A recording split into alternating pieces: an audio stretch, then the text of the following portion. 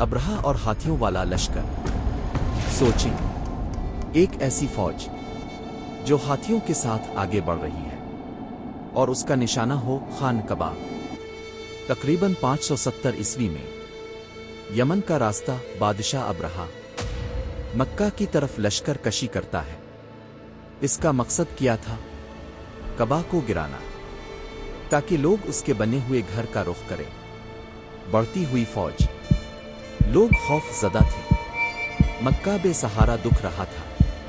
پھر کچھ ایسا ہوا جس کا تصور بھی نہیں کیا۔ نہ کوئی تلوار اٹھائی، نہ کوئی لشکر مقابلے کے لیے نکلے۔